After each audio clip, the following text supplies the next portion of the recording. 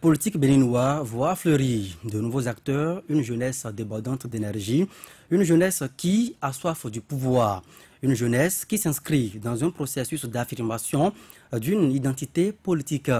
Elle bouscule l'ordre établi et aux côtés donc de leurs aînés, elle sait que le pouvoir ne se donne pas, mais qu'il faut absolument se battre contre vents et marées pour l'arracher. Dans les médias et dans l'espace public, ils sont nombreux, ces jeunes qui suscitent la curiosité en prenant position sur certains sujets majeurs, le modèle de gouvernance, les politiques publiques implémentées à la tête donc de l'État.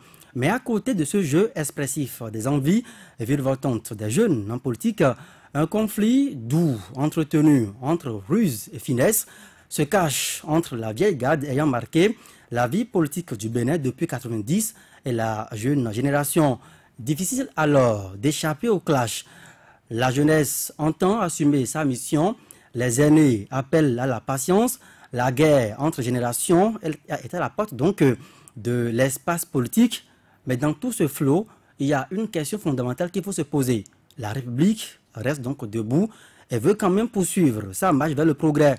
Mesdames et messieurs, ce soir, sur Boulevard des Opinions, nous parlerons essentiellement de l'engagement des jeunes en politique. Quel prototype de jeunes mérite la confiance de ses pairs? Quelles sont les modalités de transmission du pouvoir des aînés à la jeunesse? Et pour en parler ce soir, j'ai donc invité pour vous Constantin Amoussou. Bonsoir. Bonsoir, cher ami.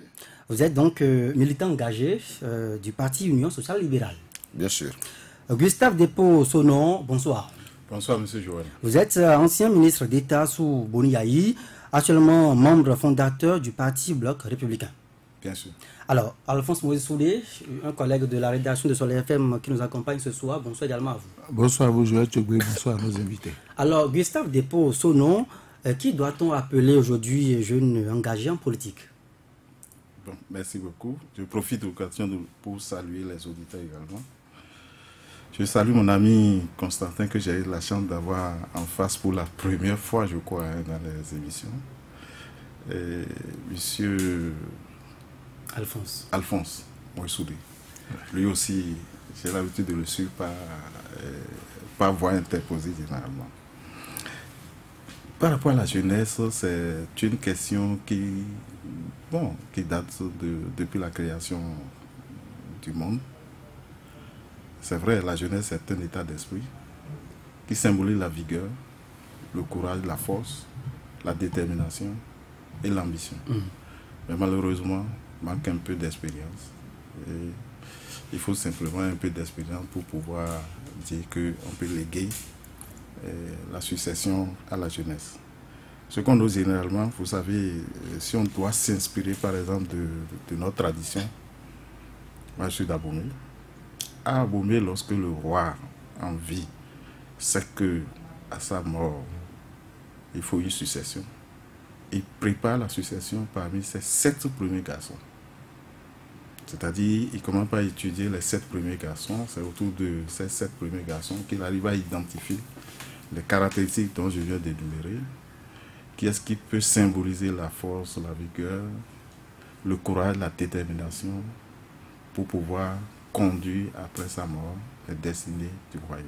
Et c'est de cette façon que un prince est identifié et on commence par l'initier. C'est ce que je sais. Mais aujourd'hui, qu'est-ce que nous constatons? Vous allez aussi remarquer que depuis l'indépendance également, avec les différents coups d'État, c'est toujours mené par les jeunes. Bon, mais ils finissent par remettre aux aînés pour dire, compte tenu de l'expérience, c'est vous qui allez nous accompagner. Ce que nous notons en ces derniers temps, c'est qu'on parle beaucoup plus de rajeunissement de la classe politique que de renouvellement de la classe politique. Moi, je suis beaucoup plus pour le mélange. Renouveler la classe politique et rajeunir également la classe politique parce qu'il n'y a pas de génération spontanée. Il faut un apprentissage parce que c'est vrai que pour acquérir l'expérience, il faut traverser un certain nombre d'épreuves. Ce n'est pas forcément dans le temps, mais il faut vivre un certain nombre d'expériences. C'est malheureux que peut-être qu'on va voir par la suite vous l'avez déjà dit dans votre introduction, que les jeunes sont pressés, les vieux demandent un peu de patience. Je l'ai dit tout à l'heure que la jeunesse symbolise la vigueur, l'ambition, le courage, la détermination, tout et tout, et que ce qui manque, c'est simplement l'expérience. Et cette expérience, il faut l'acquérir auprès des aînés. Nous notons que les jeunes sont exploités à des fins inavouées. C'est rare de voir deux adultes s'insulter publiquement. Mais vous voyez qu'on utilise les jeunes, on passe par ce canal, et puis ils insultent aisément des aînés. Ça ne leur dit pas grand-chose. Donc mon souhait, c'est que nous puissions, en parlant du renouvellement de la classe, de rajeunissement de la classe politique, on passe beaucoup plus de renouvellement en tenant compte d'un dosage donné. Il y a des jeunes qui sont petits d'expérience. Et vous allez constater que les jeunes qu'on a tenté d'essayer à des postes de responsabilité donnés, la plupart de ceux qui ont réussi, c'est des gens qui ont un grain de militantisme, qui ont été par le passé responsables d'amphi, responsables dans un établissement ou bien quelque part à l'université. Et vous sentez déjà cet apprentissage du militantisme. Et c'est de cette façon que ça marche. Alors, Constantin Amoussou, vous qui êtes engagé, dernièrement, nous vous avons quand même vu, vous avez fait une tournée dans toutes les communes, pratiquement, pour ne pas dire les départements du Bénin. Qu'est-ce qui motive ce regain d'activité de vous jeunes en politique actuellement? On parle également de soif de pouvoir. Merci. Bien, deux choses. D'abord, sur la tournée que j'ai effectuée, ce ne fut pas pratiquement dans toutes les communes ou les départements, mais ce fut dans toutes les communes et dans pratiquement tous les arrondissements. Mais pour être plus précis, c'est qu'il y a 546 arrondissements dans notre pays, et à défaut de les parcourir toutes, je me suis convaincu d'en faire 350 en 80 jours. Ça m'a été l'occasion d'échanger avec nos compatriotes de toutes les classes d'âge, au-delà des jeunes, de toutes les conditions sociales. Mais en particulier, je me suis intéressé aux jeunes. Et de là où vous parlez et de ce que vous appelez la soif du pouvoir des jeunes, je voudrais pouvoir rectifier et dire que ce que j'ai observé, ce que j'observe, ce n'est pas une soif de pouvoir, c'est la soif de servir, c'est la soif d'être utile. Vous savez, quand je finis d'accomplir ma mission, dira le psalmiste, je me sens inutile. Et la mission du serviteur inutile n'est pas que d'attendre le retour, n'est pas que d'attendre que lui soit tendu une perche quand il a fini de rendre service pour la République. Mais il reste que la République étant une continuité, étant un corps abstrait qui ne peut bouger par le fait des acteurs qui agissent, qui interagissent, il se trouve que les jeunes disposent d'énergie, de beaucoup d'énergie dont la République a besoin. Il se trouve que certains parmi eux ont de l'expérience parce qu'ils sont engagés depuis de longues années, ils travaillent à acquérir l'expérience au moins du militantisme, et ensuite pour certains dans différents domaines, que ce soit dans les cercles économiques, dans les cercles sociaux et parfois dans les partis politiques, l'expérience de la gestion des affaires au sommet de l'État. Ce qu'ils ont de fin aujourd'hui n'est pas une fin de pouvoir, c'est en fait une fin de servir. C'est donc une fin pour la République, c'est une fin au service de la République. Cette fin est légitime au moins pour deux raisons. Laquelle? La première, parce que notre constitution, celle de 1990, a dit et a insisté que chaque jeune béninois qui atteint l'âge de 40 ans devait pouvoir espérer, s'il le souhaitait, pouvoir devenir président de la République. La constitution, en le disant, présuppose, c'est la philosophie, c'est l'esprit, présuppose qu'avant d'avoir atteint 40 ans, chaque jeune béninois, tel qu'elle entend, aura eu l'occasion d'avoir emmagasiné l'expérience qu'il faut, aura eu l'occasion d'avoir acquis le savoir-faire qu'il faut, aura eu l'occasion d'avoir eu le temps de militantisme qu'il faut, aura eu l'occasion d'avoir assumé des responsabilités intermédiaires qu'il faut pour aspirer en ce moment à la plus haute des responsabilités. Ce qu'elle sous-entend, c'est qu'avant d'avoir eu 40 ans, si vous êtes un militant politique, que vous avez eu l'occasion d'avoir été peut-être conseiller de village, peut-être délégué de votre village, peut-être conseiller communal, peut-être maire, peut-être chef d'arrondissement, peut-être l'un et l'autre à la fois, peut-être député, peut-être ministre, peut-être directeur général, ou peut-être même que vous avez assuré des responsabilités qui ne sont pas politiques, mais qui sont de nature à vous mettre en situation de gestion tout à la fois des ressources humaines et des ressources financières.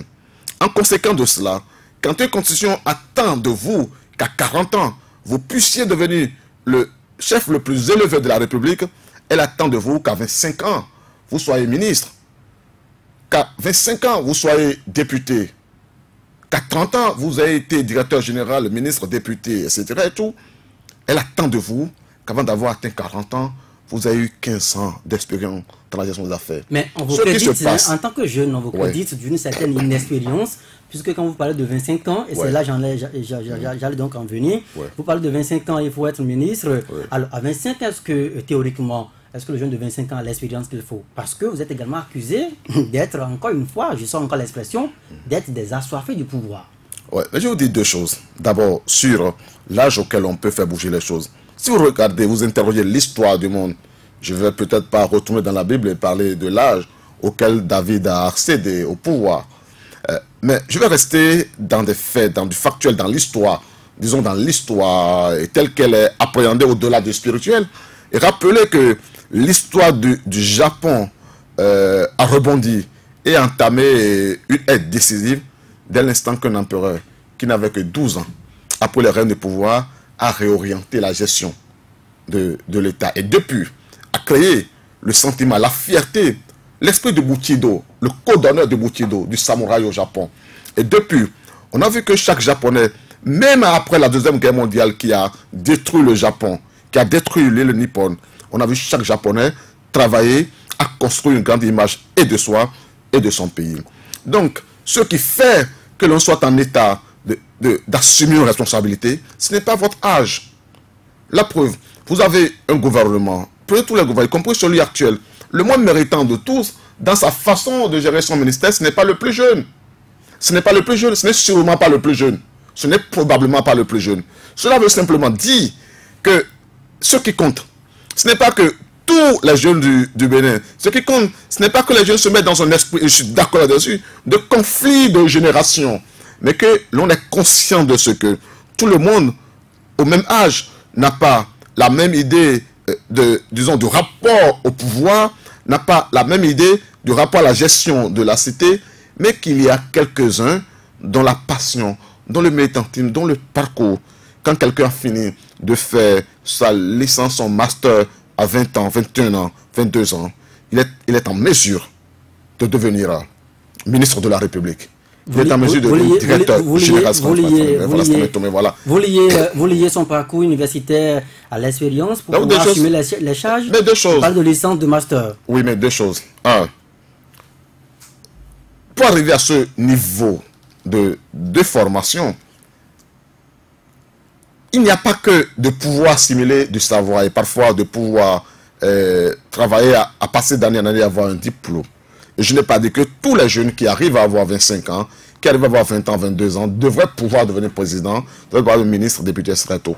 Mais je dis et j'insiste là-dessus, que dans cette génération de jeunes qui travaillent, qui bougent, il y a des gens qui, s'ils ne sont des génies précoces, ne parlons même pas de génie.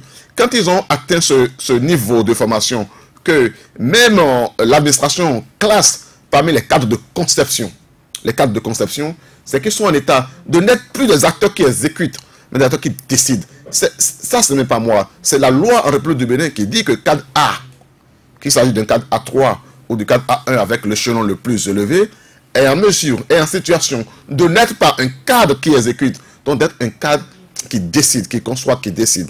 En conséquence de cela, je dis qu'il a une aptitude à être. Alors, se prévalant de ce qu'il ne le peut pas, parce qu'il a 25 ans, c'est s'attendre à ce que demain, parce que c'est ça qui est la vérité, c'est que demain il aura 40 ans. Et vous allez lui dire, quand tu avais 25 ans, on te disait que tu n'avais pas l'expérience. Quand tu avais 30 ans, on te disait ça. Quand tu avais 35 ans, on te disait ça. Et celui qui avait commencé, et d'ailleurs en règle générale, celui qui le dit, a eu l'occasion, lui en son temps, de commencer d'assumer des responsabilités, parfois pour l'emploi du temps, à 25 ans. C'est le cas pour l'Amos Bruno, c'est le cas pour les Thévo et c'est le cas pour les Adrien Roubeki. Et donc, ceux même qui le disent, et en règle générale, avaient eu la possibilité de faire des expériences à des âges plutôt précoces. Mais le pire en cela, c'est qu'ils ont parfois l'âge de votre grand-père, et il se trouve que, comme par fatalité, l'homme n'est pas un être infini. L'homme est un être fini par définition. Il naît, il grandit, il vit. Et puis un jour, il croupit sous le poids de l'âge et il part. C'est parce que pour la République, l'expérience qu'il a acquise est essentielle. Et c'est parce que cette expérience, il ne peut pas la léguer après sa mort, mais que c'est de son vivant qu'il faut la léguer et conseiller et encadrer les jeunes qui font leur propre expérience, leur propre chemin, qu'il y a nécessité pour les aînés. Non pas seulement non même pas de se mettre en conflit avec les jeunes qui, dans notre pays, décident d'accéder eux aussi à des fonctions publiques, mais de les y encourager, voilà, de leur donner la main et puis de les encadrer. Pour qu'aucun jeune béninois, s'il s'engage et s'il est intéressé par la vie publique, n'atteigne pas l'âge de 40 ans en pensant qu'il n'a fait qu'accomplir une condition ou qu'il n'a fait qu'atteindre une condition d'âge. Mais qu'aussi, il aura réuni les expériences nécessaires, il aura eu le réseau qu'il faut, les relations qu'il faut, le connaissance pour que s'il ne lui arrivait peut-être pas de devenir président de la République, ce serait faux de ne pas le vouloir, ou alors simplement de n'avoir peut-être pas, au-delà de tout, et porter un discours qui encadre, disons, qui appelle l'adhésion de la plupart de ses compatriotes. Donc, c'est de ça qu'il s'agit. Il ne s'agit pas d'une soif de pouvoir. La soif de pouvoir, c'est du côté de ceux qui, depuis 45 ans, assument des fonctions, ont été ministres il y a 45 ans, ont été députés il y a 40 ans, ont été directeurs généraux il y a 50 ans, qui sont encore présents, et qui sont en lice, et qui seront encore candidats contre le fils, et qui battent en campagne contre le fils. Dans quelques mois. Alphonse Moïse Soudé, quand vous écoutez Constantin Amoussou, je l'avoue, je finis donc par l'avouer, il est encore plein d'énergie, le ministre l'a dit, ça n'a pas raté. Alors, est-ce que vous avez l'impression que la guerre entre les générations, on pourra l'éviter? Il ne devrait pas y avoir guerre. J'estime qu'il y a un postulat. L'accumulation de diplômes n'est pas un gage de maturité. L'accumulation de diplômes n'est pas un gage de maturité. Et je dis, si vous voulez, si vous n'avez jamais été responsable de classe, c'est le minimum. Parce qu'on ne s'improvise pas. Les aînés qui sont là ne sont pas prêts à vous céder la place. Mais vous devez arracher. Vous devez arracher parce que on parle d'expérience. Et j'ai toujours dit, il n'y a pas une école pour vous donner l'expérience. Et ceux qui sont là, dans combien de partis politiques au Bénin nous avons des écoles? Combien de fois a-t-on réuni les jeunes pour dire, nous allons leur donner la formation? Ne serait-ce que la prise de parole en public. Ne serait-ce que comment diriger une réunion. Comment diriger un groupe. Dans les partis, on ne forme pas. On utilise les jeunes comme des marche-pieds pour assouvir ses intérêts. Je dis, pour moi, un jeune qui aspire à être responsable doit d'abord se former intellectuellement, doit d'abord se former socialement. C'est-à-dire qu'il faut côtoyer les hommes d'expérience. Il faut côtoyer des gens qui ont un certain âge. Parce que quand vous retrouvez certains jeunes, je suis parallèlement au journalisme, je suis dans le monde de l'enseignant, de l'enseignement, je sais ce que je dis. Il y a des gens qui, à 22 ans, 23 ans, 25 ans, sont encore des adolescents, qui ne savent pas qu'il faut prendre des responsabilités. Dans les partis, il faut arracher les postes de responsabilité. Les jeunes se liguent contre les jeunes pour voter pour les vieux dans les partis. À cause du pécule. Quand on veut choisir les responsables, vous constatez parfois que les jeunes sont en majorité, mais au finish, vous vous rendez compte que ce sont les aînés qui ont occupé les postes de responsabilité. On se dit, mais qu'est-ce qui s'est passé? C'est quand même curieux. C'est quand même curieux. Ça veut dire quoi? Au niveau des jeunes, il faut qu'il y ait d'abord entente, il faut qu'il y ait complémentarité. Si moi, je n'ai pas les aptitudes d'occuper un poste de responsabilité, et que Constantin a les aptitudes, je peux porter mon soutien à Constantin pour lui permettre d'occuper ce poste. Mais je ne peux pas tabler sur nos différences, sur les problèmes qui nous opposent pour constituer pour lui un handicap et aller du côté de l'aîné. C'est ce qui se passe. Donc il faudrait que les jeunes, se forment intellectuellement, côtoient les personnes d'un certain âge pour avoir l'expérience et se lever un jour et organiser au sein des partis la révolution. Parce que les aînés vous opposent l'argent. Vous savez, je vous donne un simple exemple. Aujourd'hui, on a dit, pour être candidat sur la liste, il faut 3 millions.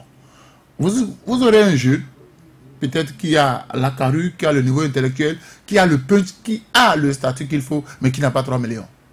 Qui n'a pas 3 millions pour aller s'inscrire sur une liste. Et pourtant, il peut assumer la responsabilité. Mais parce qu'il n'a pas 3 millions, c'est un handicap. Mais l'aîné n'est pas prêt à lui donner les 3 millions pour travailler.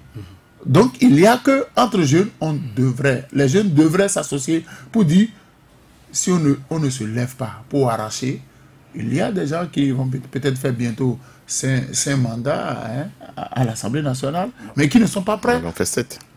Qui ne sont pas prêts pour partir. Non, est-ce qu'il y en a qui ont fait 7? C'est quoi, 6? Je parle de 5, de 4, 5. Ah, non, il y a au moins 6. Ok. Donc, à partir de 2, à partir de 2, vous devez commencer par former dans les partis les jeunes. Quand vous êtes député dans votre parti, vous avez des jeunes intellectuels. Vous avez des jeunes qui ont fait le droit, vous avez des jeunes qui ont fait la sociologie. Pour les mettre au travail, quand vous avez des lois, demandez à ces jeunes-là de vous aider à étudier les lois. Parce qu'il y a des députés qui ne sont pas instruits, mais qui ont dans leur parti des jeunes instruits. Pourquoi ne pas dire, Constantin Tantampion, venez travailler avec moi dans mon cabinet. D'accord. Mais vous ne verrez pas ça. Alors, Gustave Depossonon, nous allons toucher cette fois-ci le nerf du débat. Au sein donc du parti Bloc républicain, puisque c'est à ce titre que je vous ai invité, c'est quoi la politique par rapport à la jeunesse au sein de cette formation politique-là? Non, vous avez constaté que nous avons fait le même diagnostic pratiquement. C'est-à-dire le diagnostic, ça ne varie pas d'un individu à un autre. Et c'est le même phénomène qui se passe au niveau des femmes, où on a tendance à dire il faut la parité, etc. Et généralement, les femmes sont plus nombreuses, mais combien de candidatures féminines sont soutenues par les femmes? Donc c'est le même problème qui se pose au niveau de la jeunesse. Et j'ai eu à dire tout à l'heure que, bon, en rejoignant un peu mes amis qui sont en face, l'expérience n'est pas dans l'âge. L'expérience est dans le nombre d'épreuves que vous avez eu à traverser dans votre vie. Parce que vous ne pouvez avoir de l'expérience que lorsque vous avez vécu des situations données. C'est pour ça que Moïse disait qu'il faut vivre aussi auprès des jeunes, auprès des aînés pour acquérir certaines expériences.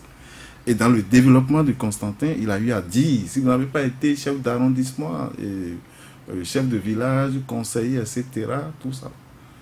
C'est vrai, aujourd'hui on a tendance, ce n'est pas qu'on a tendance, c'est l'image que la jeunesse projette. C'est-à-dire, c'est comme si c'est un conflit générationnel qui est totalement ouvert. Est-ce que vous assumez le groupe de mots soif du pouvoir? Est-ce que vous assumez ça? Non, c'est visiblement le spectacle auquel s'offre la jeunesse aujourd'hui. On ne peut pas ne pas dire que la jeunesse a soif de pouvoir. Donc, pourquoi plutôt soif de pouvoir que soif de servir? Bon, ça c'est juste un jeu de mots. Hein. Non, puisque le pouvoir c'est la conception. Oui, le pouvoir c'est servir. Ah oui, mais en fait, entre la volonté de servir et la volonté de pouvoir, il y a une différence. On va peut-être pas interroger la philosophie politique, parler de Zarathustra, la volonté de puissance. Je suis ça, c'est ça la volonté de pouvoir. Je suis d'accord avec vous. Vous avez vu l'exemple que vous avez donné tout à l'heure, le japonais.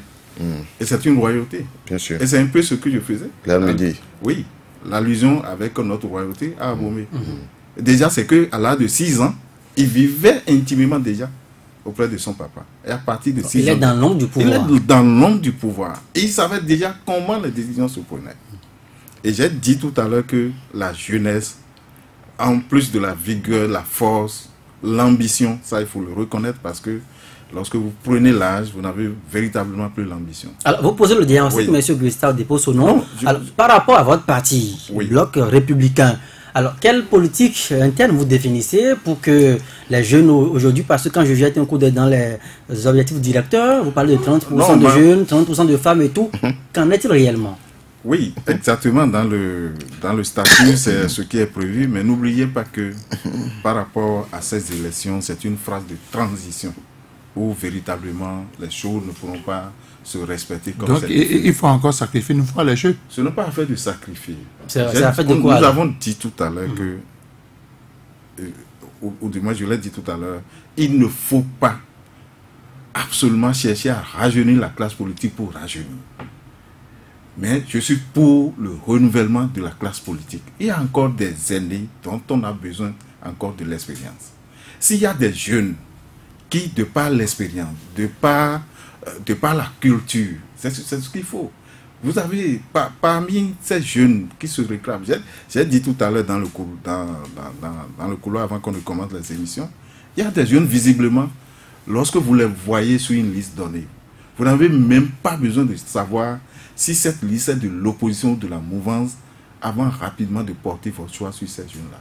Parce que vous sentez en eux qu'ils ont de l'expérience. Ils sont engagés. Ils sont engagés. Socialement irréprochables. Ils sont de bonne moralité. Ils sont convaincants. Et ça, les aînés même savent qu'on en a besoin. Et les aînés savent que les gens de cet acabit-là, on en a besoin même pour pouvoir pousser. Vous en dénombrez combien actuellement? Est-ce que c'est la forte majorité ou bien ils sont en minorité?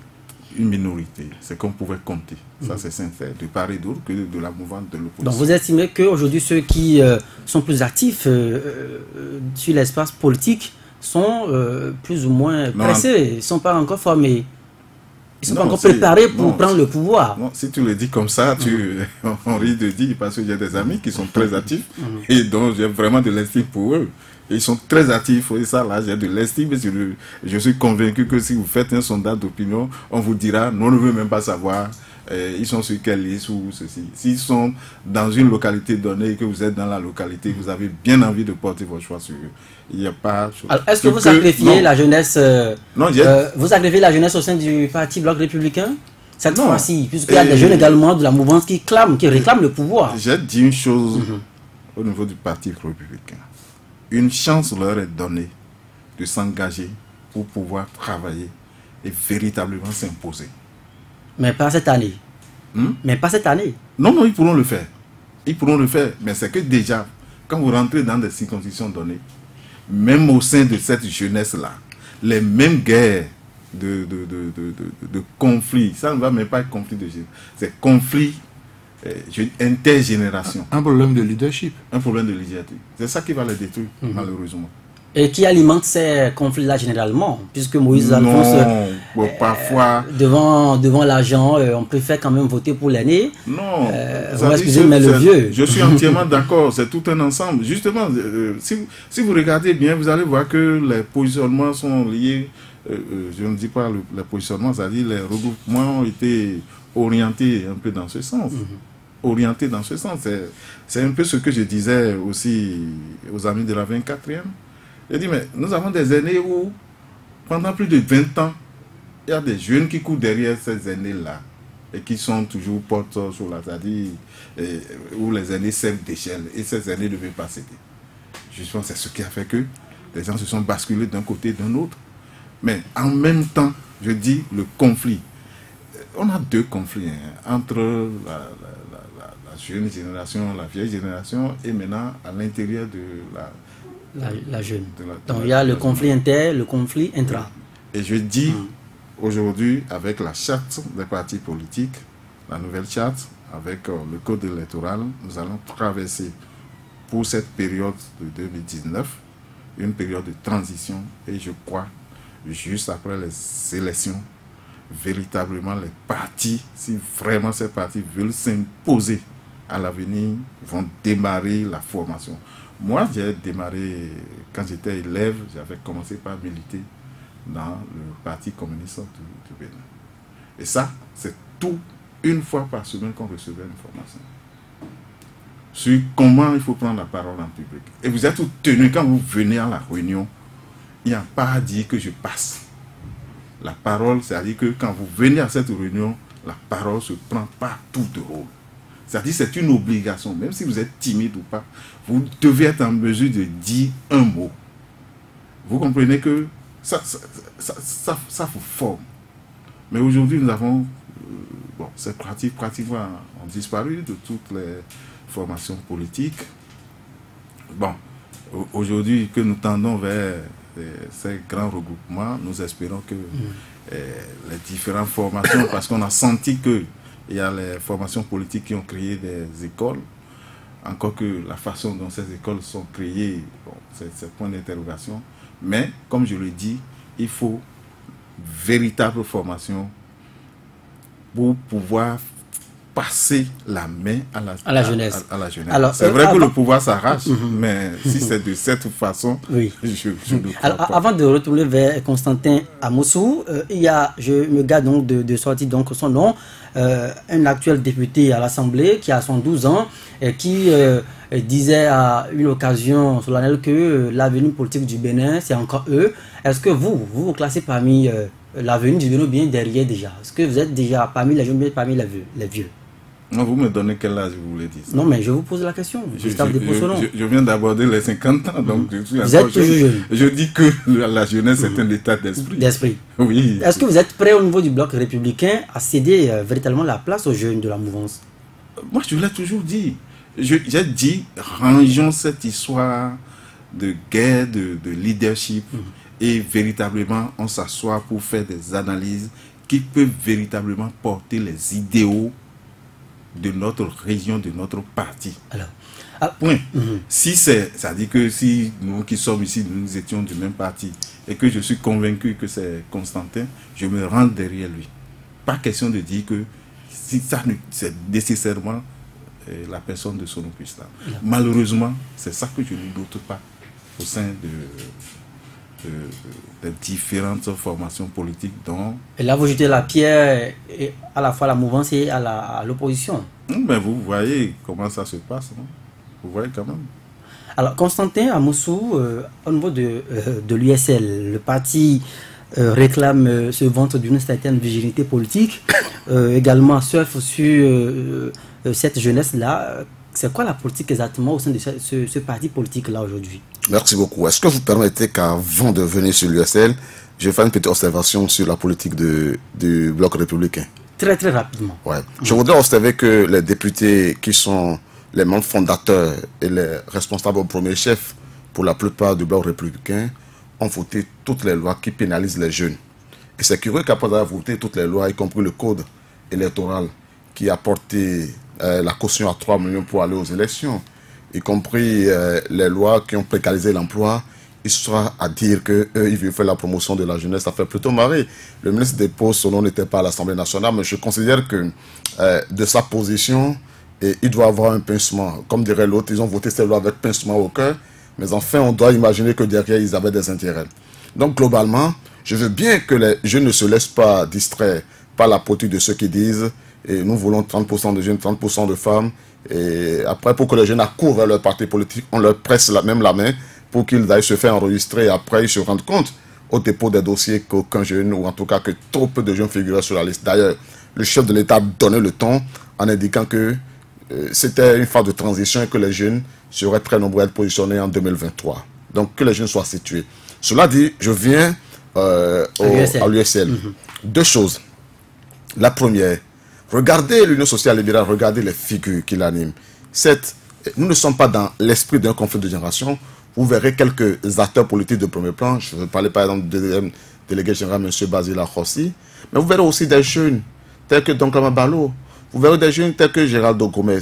Vous verrez des figures, de nombreuses figures de jeunes. Mais ça, c'est d'abord et c'est simplement au niveau du bureau. Mais lorsque vous voyez le mouvement, lorsque vous voyez tous les jeunes partout, aujourd'hui même à Abeba Ranessi, dit le révolutionnaire, et ces jeunes du campus se sont ralliés à l'Union sociale libérale. Un peu avant, le PLP de Léon Songbadi s'est rallié, contrairement aux attentes de la plupart des gens, à l'Union sociale libérale. C'est parce que tout le monde a perçu que ce parti se fait le devoir de faire de la jeunesse son cheval de bataille. Et cela a été l'un des points de désaccord en réalité au sein de l'opposition sur les raisons qui ont fait peut-être exploser l'idée que nous avions laissé germer depuis longtemps de la liste unifiée de l'opposition. La volonté pour l'Union sociale libérale de se faire porteuse de ce renouvellement, de ce rajeunissement de la classe politique en proposant des figures jeunes qu'elle jugeait capables à des positions d'éligibilité. Et donc, la jeunesse, c'est même le ferment. C'est le ferment de l'USL parce que l'USL ne s'est pas constitué en regardant en arrière. Nous le considérons, nous prenons acte de ce que vaut le président Sébastien Adiavon, qui lui-même d'ailleurs est de la même génération que le ministre Sono. Donc, mais nous prenons, oui, c'est-à-dire à cet effet, pour être président de la République, on peut dire un président jeune, Mais je veux dire que sur d'autres considérations, on pourrait considérer que, disons, il a dépassé, disons, l'étape de la fine jeunesse que l'on s'attend voir au Parlement aujourd'hui. Et de toute façon, ce n'est pas son combat. Il a mené de nobles combats sur lesquels je viendrai tout à l'heure pour dire que ce n'est pas que le parti, même qu'avant le parti lui-même, M. Sébastien Adjavon incarnait par lui la volonté de travailler, de servir de la jeunesse. Et donc revenir à l'USL pour dire que ce que nous avons l'ambition de faire, c'est de porter des jeunes dans toutes les circonstances de notre pays en position de se faire élire et constituer le ferment qui va, disons, construire le Bénin de demain. Constantin Amoussou, est-ce que justement, vous m'excusez, je vais vous redonner la parole, est-ce que justement ce n'est pas cet amour fou de l'USL, cet attachement de l'USL à la jeunesse, à la fine jeunesse dont vous parlez, qui est perçu par le bloc républicain, par vous et d'autres partenaires comme le piège. Parce que là, encore une fois, ça pose le problème de rajeunissement, vous m'excusez, sauvage de la classe politique. Rajeunissement sauvage, interrogeons. Nous pouvons, la jeunesse et puis les figures de jeunes que l'on voit au sein de l'USL sont des figures assez connues, d'ailleurs pour la plupart des figures particulièrement médiatiques. Et donc s'il y en avait un qui puisse vous faire penser que, disons, leur voix en position d'élu de la République, ce serait porté de façon sauvage un jeune, vous pourrez me donner de nom. Parce que j'ai insisté sur une chose. L'Union sociale libérale n'a pas vocation à faire la promotion de la jeunesse pour la jeunesse. Mais elle entend donner la chance à tous les jeunes qui sont capables, qui se sont donné l'expérience, qui sont dévoués et qui ont l'ambition de travailler pour que le Bénin change de visage. C'est pourquoi je dis que l'Union sociale libérale, ce n'est pas que M. Sébastien Adjavon, c'est lui, mais c'est des milliers, des dizaines de milliers, des milliers de jeunes à travers tout le Bénin qui travaillent et qui veulent donner corps à cette grande vision du Bénin que porte le président Sébastien Adjavon lui-même. Et la raison pour laquelle l'on peut penser, que l'on doit penser que le président Sébastien Adjavon, président d'honneur de l'Union sociale libérale, porte la vision, une grande vision pour notre pays et pour la jeunesse, c'est parce que lui-même dans son parcours a été un grand rêveur, un briseur de mythes. Parce que son histoire, c'est l'histoire de quelqu'un qui, à 24 ans, à l'âge où à peine les jeunes dans notre pays et en Afrique en général savaient pouvoir entreprendre des défis et ne songent qu'à déposer un dossier et chercher à avoir un emploi, lui en avait un au sein de la famille, était peut-être même promis à un héritage familial recherché, ambitionné par d'autres. Mais c'est à cet âge-là qu'il a décidé d'aller à la conquête de son propre destin, en quittant l'entreprise familiale, en se faisant apprenti couturier, en devenant couturier, en devenant ensuite vendeur de fagots de bois à travers les ménages, en devenant vendeur de blé, de farine de blé, de farine de maïs, vendeur de céréales de ménage en ménage. C'est comme cela et c'est en ce moment-là qu'il a commencé à faire le tour des pays d'Afrique pour, de façon à comparer les avantages les avantages d'un produit à l'autre en termes de prix, vendre ici ce qui est moins cher là-bas, racheter ce qui est moins cher ici, le vendre. Et c'est en construisant son chemin comme cela que progressivement, il est devenu l'homme que l'on a vu qu'il était devenu. Il n'était pas devenu milliardaire du jour au lendemain. C'est donc quelqu'un qui sait que quand on est jeune, il faut entreprendre. C'est pourquoi lui, plus que les autres, peut croire à la jeunesse. C'est pourquoi lui, même dans ses affaires habituellement, s'est fait entourer de jeunes. Et c'est pourquoi il a voulu construire ce parti politique. Non pas en se regardant, non pas en projetant même le temps de vie que lui pourrait avoir. Parce que lorsque vous regardez même les sociétés qu'il a bâties, ce n'est pas des sociétés qui vont vivre pendant 20 ans, 15 ans, 30 ans. Il a bâti des empires pour la postérité. C'est un capitaine d'industrie. Et ce n'est pas une personne qui calcule sur de petites générations. Donc, le Parti social libéral, qui rentre dans la perspective, dans la vision du président Sébastien Adjavon, de voir le Bénin rêver grand, de construire de grandes choses en faisant confiance à des jeunes, en construisant sur une génération qui a du savoir-faire, qui est engagée, qui milite, donne la possibilité aux jeunes de faire leur propre expérience, quitte à essuyer des critiques de la part de ses partenaires qui lui reportent de ne pas avoir de grande figure d'opposition dans ses rangs. Constantin Amoussou, vous me répondez à cette question. Oui, dites-moi. Est-ce que pour les prochaines élections, vous pouvez nous parler donc des statistiques en termes de positionnement envisagé, combien de jeunes, parce que Le ministre d'État, Gustave Desposé, parlait de savant dosage. Alors, combien de jeunes sont potentiellement à mettre sur la liste et combien de vieux pratiquement? Non, bon d'abord... Ça permettra aux jeunes qui vous suivent actuellement de savoir que effectivement le parti est résolument tourné vers la jeunesse. J'ai dit une chose sur laquelle je vais insister. Chaque jeune qui vient au parti, l'Union sociale libérale, qui vient pour militer, qui vient pour travailler, qui vient pour travailler à construire le Bénin, le grand Bénin dont nous voulons, à sa place. Bien entendu, s'il vient, et s'il vient le jour des élections, la veille des élections, parce qu'il a l'ambition d'emprunter l'Union sociale libérale comme disons, un véhicule pour se retrouver à l'Assemblée nationale et à sauver une fin, une ambition personnelle, il n'est pas dans la vision de l'Union sociale libérale. Donc l'Union sociale libérale apprécie chaque jeune qui vient, qui travaille. Et tous les jeunes qui ont mérité, par leur vocation, par leur engagement, par leur capacité de mobilisation et parfois par leur esprit, disons, leur apport à la construction, au cheminement du parti, sont en état d'espérer. Mais ce n'est pas en termes de chiffres. C'est peut-être, oui, on fera le point des chiffres lorsque les listes auront été déposées et chaque parti viendra faire valoir. Parce qu'à la fin, l'électeur là, il nous attend. Le bloc républicain, quand il a dit qu'il allait promettre, qu'il allait positionner 30% de jeunes, 30% de femmes, les jeunes sont là, ils ont entendu. Et puis ils vont voir. Après, ils vont regarder la liste. Et ils verront là où ces jeunes sont. L'Union sociale libérale dit... Dans la précaution. Oui, donc l'Union sociale libérale... Oui, non, l'Union sociale libérale dit, oui, que principalement, elle fera une politique de proposition et de promotion des jeunes.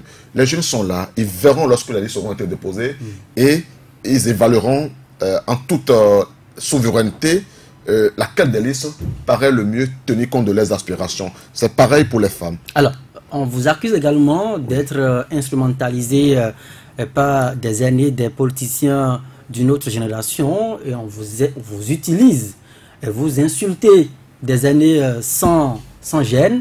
Que répondez-vous à cela? Oui, merci. Les réseaux sociaux notamment également sont mis en contribution aussi. Vous savez, chacun vient dans un espace public avec son éducation. Le ministre Sonon en face de moi, c'est mon aîné de quelques bonnes années, plus d'une dizaine. Le langage que je l'ai vu tenir est un langage posé, respectueux, révérencieux vis-à-vis même de son jeune frère que je suis. Je n'ai pas eu le sentiment d'avoir manqué de respect à sa personne. Et en règle générale, sur les débats, oui, nous le faisons sans langue de bois, mais c'est vrai que nous aurions aimé avoir à faire, disons, à l'avenir, des débats non pas avec des gens qui ont 70 ans. Parce que moi, peut-être même le simple fait d'avoir à prendre la parole et de m'opposer à Maître Adrien Humbedi peut être perçu comme un manque de respect parce qu'on dirait qu'il a l'âge de mon père. Peut-être que le fait d'avoir à prendre la parole pour m'opposer à monsieur Amosso Bruno pourrait être perçu comme un manque de respect. C'est pourquoi il vaut mieux qu'il dégage et qu'il laisse la place à un jeune de ma génération. Avec qui? Parce que moi, avec Dimitri Adanko, mais nous voyons des jeunes effectivement qui s'illustrent dans les injures, notamment sur les réseaux sociaux et tout ça. Chacun vient dans l'espace public avec son éducation.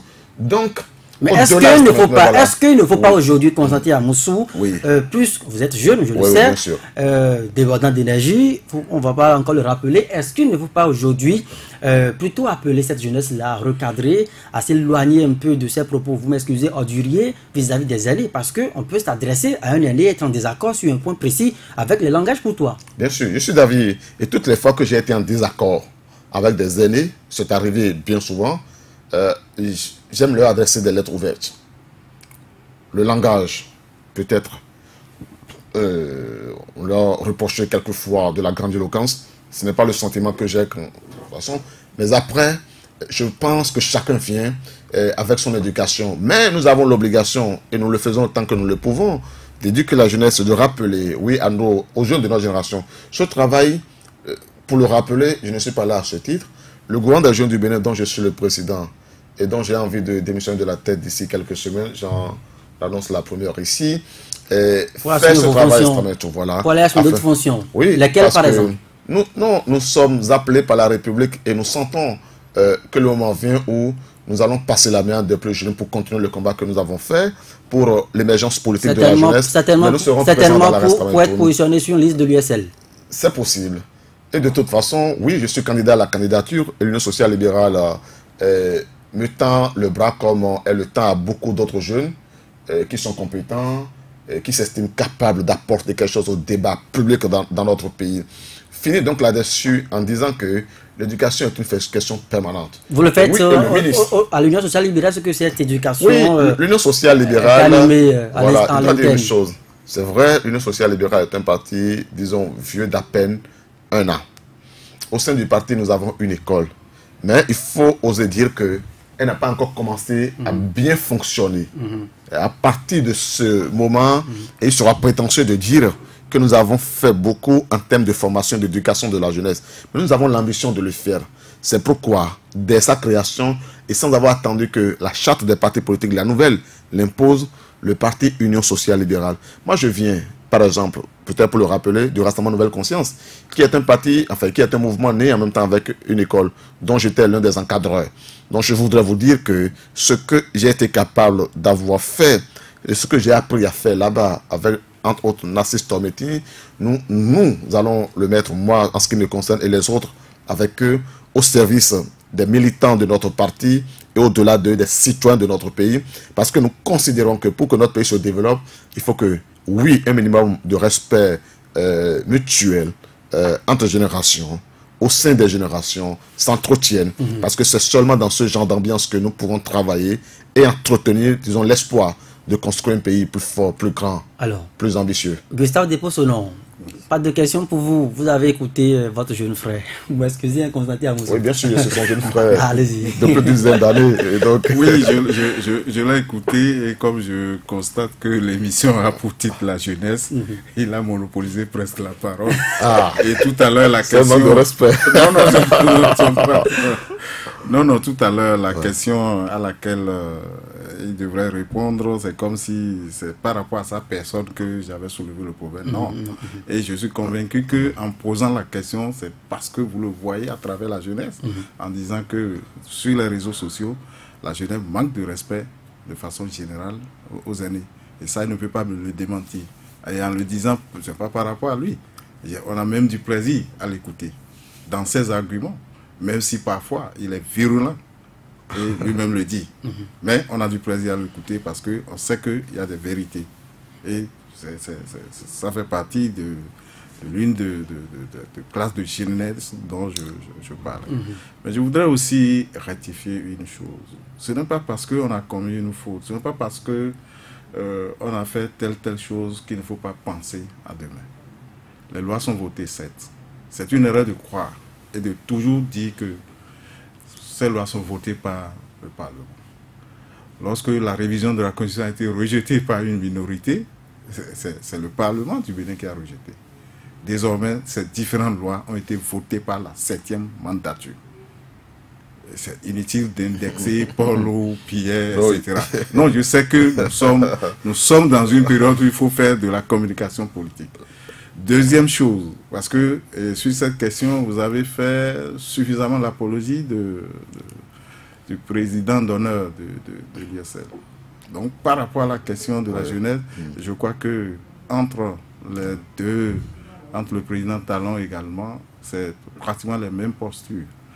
Et mieux, vous avez constaté qu'au présidentiel de 2016, vous faites partie des jeunes qui l'ont porté au pouvoir. Et la plupart de la vieille classe politique se sont rangés derrière la continuité. Vous êtes d'accord avec moi? Il y avait à peine 10 députés. Bien sûr. Donc c'est pour dire que le parallélisme que vous avez eu à faire par rapport, pour dire que la plupart des leaders du bloc républicain, ce sont eux qui ont voté des lois qui défavorisent la jeunesse, ne peut pas revenir maintenant nous promettre pour dire ils ne seront pas là éternellement. C'est pourquoi je dis que 2019, ça va être une transition et que mon souhait, c'est que tout en pensant au rajeunissement de la classe politique, qu'on puisse savoir qu'il faut plutôt un renouvellement pour que véritablement ce soit des jeunes qui méritent. Et j'ai eu à dire en plus que les jeunes qui ont occupé de postes de responsabilité, qui ont mieux réussi, vous allez constater que si vous fouillez leur CV, vous allez constater que c'est des jeunes qui, de par le passé, ont été tout au moins responsables de classe, ou responsables d'amphi, ou responsables d'une manière ou d'une autre, d'une organisation, ça peut être syndicale, etc. Parce qu'il n'y a pas de génération spontanée. En politique. Non, partout. Et comme on l'a dit, l'expérience, ce n'est pas lié à l'âge. C'est lié simplement aux différentes épreuves que vous avez traversées dans votre vie. Et c'est de cette manière qu'il faut construire. Bien entendu, il faut de la culture. Et mon souhait, c'est que les différentes formations politiques se sont engagées dans ce sens. Mon souhait, c'est que les jeunes travaillent. Et même chez nous aussi, au niveau du bloc républicain, tu ne m'as pas dit parce que tu es jeune qu'on te positionne. Nous faisons le même combat pour les femmes. Ce n'est pas parce que tu es femme que tu vas dire je suis femme, donc je dois être tête. Il faut que, de par ton militantisme, et je dis 2019 jusqu'en 2023, ça va être un combat. Et mon souhait, c'est que s'instaure véritablement la démocratie à la base au niveau des différentes formations politiques. De toutes les façons, c'est le combat que moi j'entends mener dans le parti Bloc républicain. Ouais. Alphonse Moïse Soudé. Oui, si les jeunes, à l'instar de Constantin Amonsou, veulent que les aînés dégagent, qu'ils se mobilisent pour payer chacun ses 3 millions.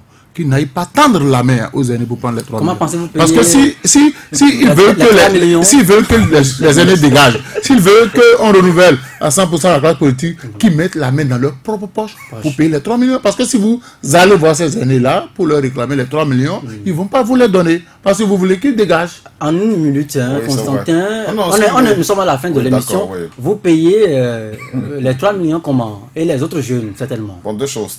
C'est une question plutôt pertinente. Et dans l'esprit que je conçois de la politique, l'argent ne peut pas être un facteur discriminatoire. Il reste qu'à titre personnel, j'ai une activité par laquelle je vis et par laquelle je fais face. Et que ce soit pour le quitus fiscal et toutes les autres charges, jusqu'à la caution, mais personne n'attend, en tout cas pas moi, et non pas davantage au sein du parti, parce que ce sera le parti d'un milliardaire, que c'est lui qui paiera pour quiconque. Donc chaque candidat, y compris celles qui vont être des suppléants, non pas les suppléants, qui vont être les 4e ou les queues de liste, entend de comprendre. Chacun va payer. Chacun paie sa caution. En revanche, l'idéal pour lequel j'avais travaillé en faisant le tour du Bénin, c'est que nous ayons une dynamique telle que les jeunes, que les citoyens cotisent.